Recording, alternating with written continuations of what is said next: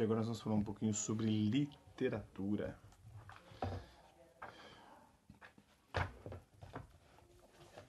Mais precisamente da obra Édipo Rei, de Sófocles, escrita mais ou menos em 424 a.C.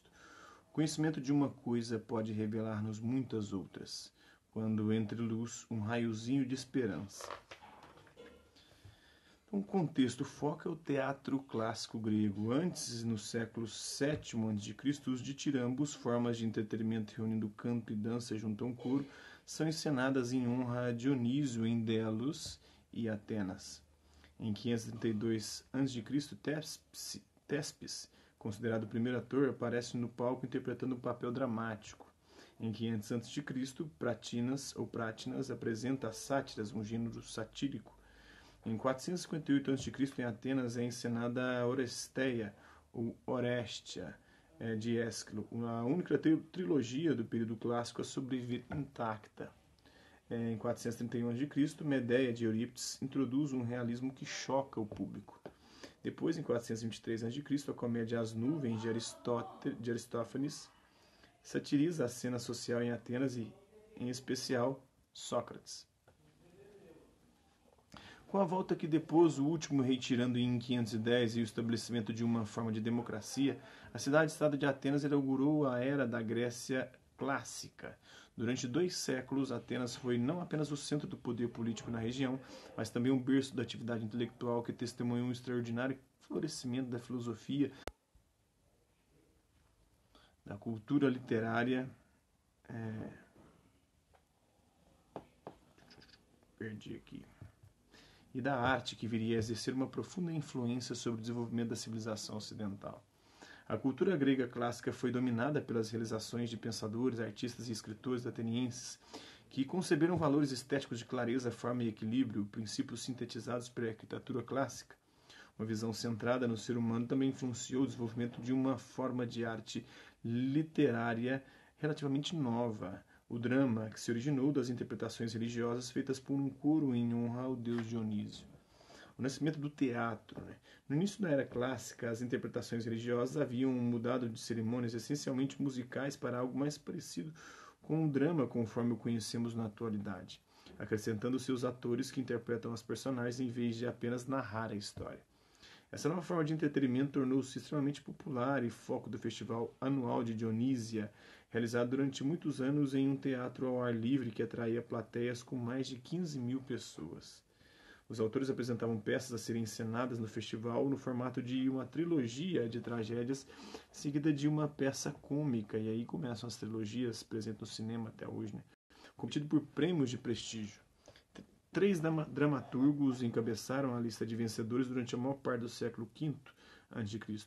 O Ésquilo, que viveu entre 525 e 524 a.C., a 456 e 455 a.C., e Eurípides, que viveu mais ou menos de 484 a 406 a.C., e Sófocles, essa trilogia, esses 3 também, que viveu entre 496 e 406 a.C.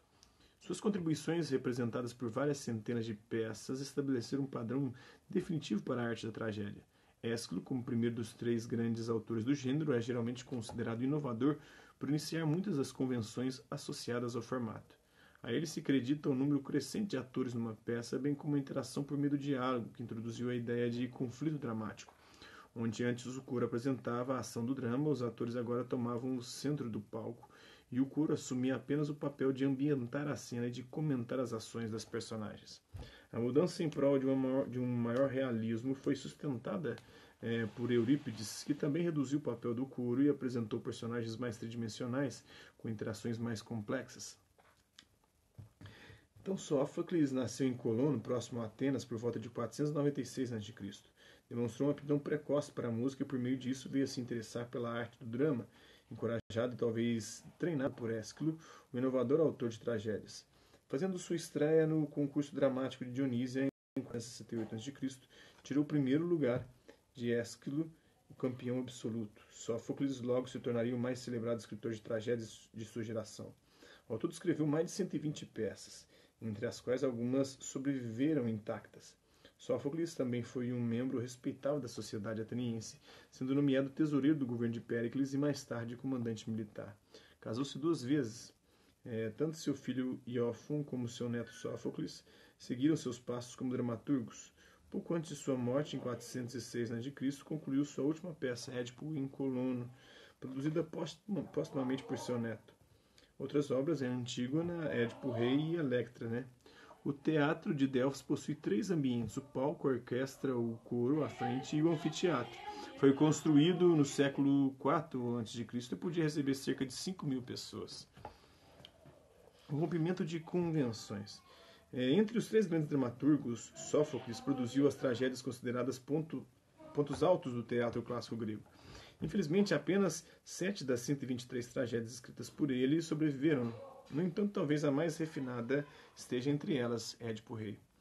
A peça foi uma das 3 escritas por Sófocles sobre o mítico rei de Tebas. As outras são Édipo em Colono e Antígona, que é a filha de Édipo, né? Conhecidas em conjunto como as peças de Tebas.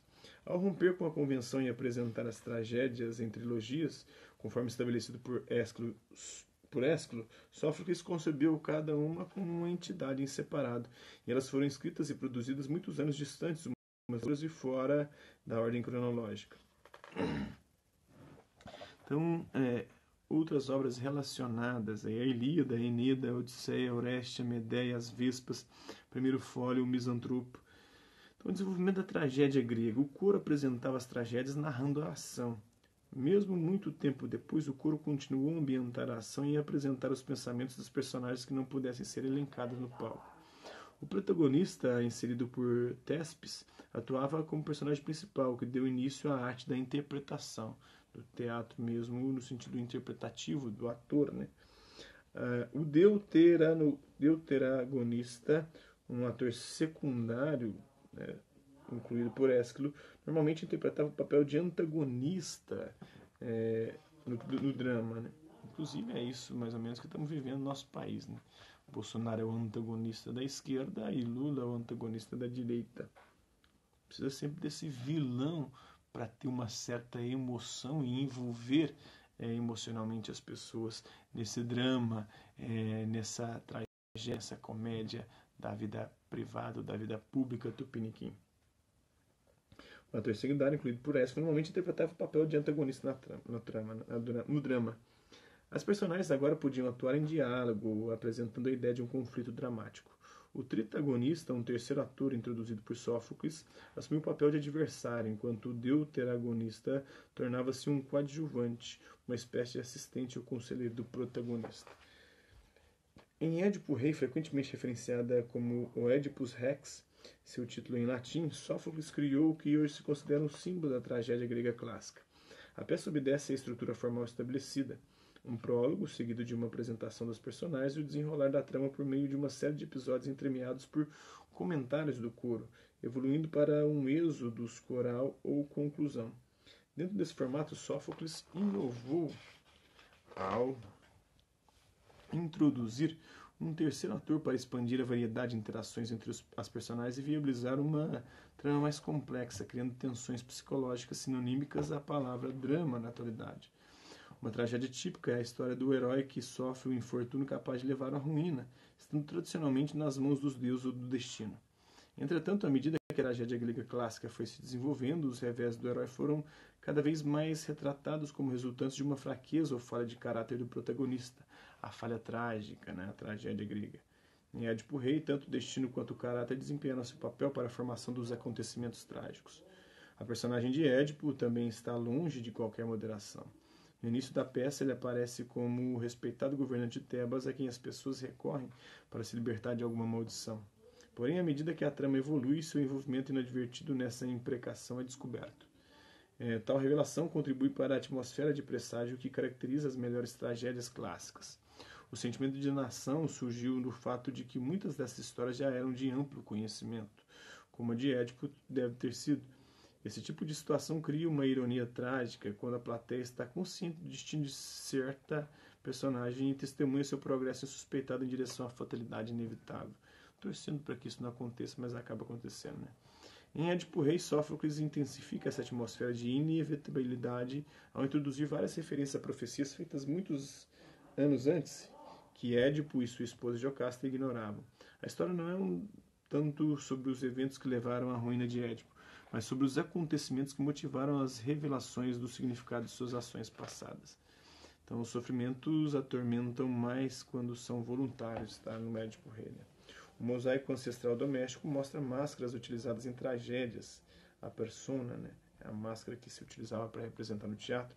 Os atores frequentemente usavam máscaras, algumas com expressões exageradas, para auxiliar na dramaticidade da personagem. Depois, com o desenvolvimento da técnica do ator, né, artística, não precisou-se mais dessas máscaras para representar tipo, a felicidade ou a tristeza, né, a comédia e a tragédia. E aí começou-se o próprio ator, com os seus gestos, a sua linguagem corporal e facial, representar isso sem recorrer às máscaras e se apresentar de forma nua para o público. Se você gostou do vídeo, curte, dá um dislike e se interessar pelo conteúdo do canal. É só se inscrever, ativar o sininho e aguardar os próximos vídeos e as próximas notificações. Deixe também seus comentários dizendo o que você tem achado dos vídeos, sugestões de temas e assuntos para serem abordados em vídeos posteriores. É isso aí. Hasta la vista, babies, e até a próxima.